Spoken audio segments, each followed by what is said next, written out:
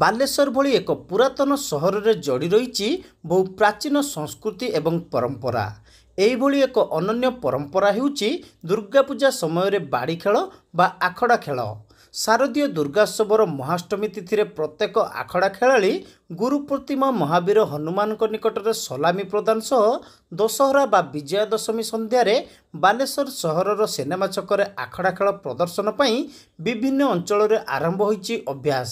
ଏହି ପରିପ୍ରେକ୍ଷୀରେ ବାଲେଶ୍ୱର ସହରର ଶୋଇଲପୁରଠାରେ ବିଧିପୂର୍ବକ ପୂଜାର୍ଚ୍ଚନା ସହ ଆରମ୍ଭ ହୋଇଛି ଆଖଡ଼ା ଅଭ୍ୟାସ ବା ଫୁଲକା। ସାଧାରଣତଃ ପରମ୍ପରା ଅନୁଯାୟୀ ପ୍ରତ୍ୟେକ ବର୍ଷ ଗହ୍ମା ପୂର୍ଣ୍ଣିମା ଅଥବା କନ୍ୟା ସଂକ୍ରାନ୍ତିରେ ଆଖଡ଼ା ଖେଳ ପାଇଁ ଅଭ୍ୟାସ ଆରମ୍ଭ ହୋଇଥାଏ।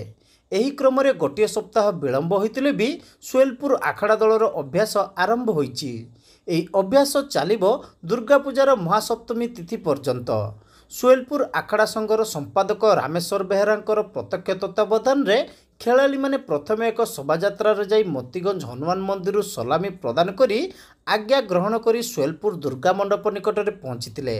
ସେଠାରେ ପୂଜାର୍ଚ୍ଚନା ପରେ ବାଲେଶ୍ୱର ଆଖଡ଼ା ଖେଳର ଜନକ ଡକ୍ଟର ହରେକୃଷ୍ଣ ମହତାବଙ୍କ ସହ ଏହାକୁ ପ୍ରୋତ୍ସାହନ ଦେଇଥିବା ଗ୍ରାମର ପୂର୍ବପୁରୁଷଙ୍କୁ ପ୍ରଣାମ ଜଣାଇଥିଲେ।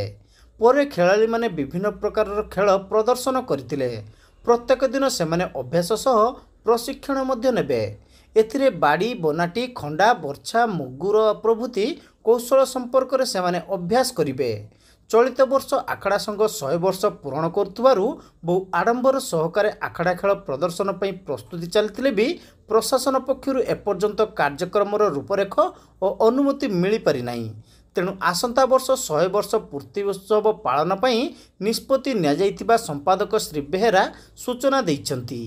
ତେବେ ଚଳିତ ବର୍ଷ ମହାବୀର ଆଖଡ଼ା ସଂଘର ଯୋଗଦାନ ପୂର୍ବରୁ ଯେଉଁ ନୂତନ ଦଳ ମହାଷ୍ଟମୀ ଏବଂ ଦଶହରାରେ ଖେଳ ପ୍ରଦର୍ଶନ କରିବେ ତାଙ୍କୁ ଶୋଇଲପୁର ଆଖଡ଼ା ସଂଘ ପକ୍ଷରୁ 5,000 ଟଙ୍କା ସହଯୋଗ ରାଶି ପ୍ରଦାନ କରାଯିବ ବୋଲି ସେ କହିଛନ୍ତି। ଅନ୍ୟମାନଙ୍କ ମଧ୍ୟରେ ମାନସ ରଞ୍ଜନ ବେହେରା, କିରଣ କୁମାର ସାହୁ, ବିଜୟ ସେଠୀ, ରବୀନ୍ଦ୍ର ରାମ, ପରମାନନ୍ଦ ରାମ, ମହେଶ ଖଣ୍ଡେଲବାଲ, ସଞ୍ଜୀବ ପ୍ରଧାନ, ବିନୟ ସେଠୀ, ପ୍ରକାଶ ବେହେରା, ସମର ବାରିକ ପ୍ରମୁଖଙ୍କ ସହ ବହୁ ଖେଳାଳି ଅଂଶଗ୍ରହଣ କରିଥିଲେ।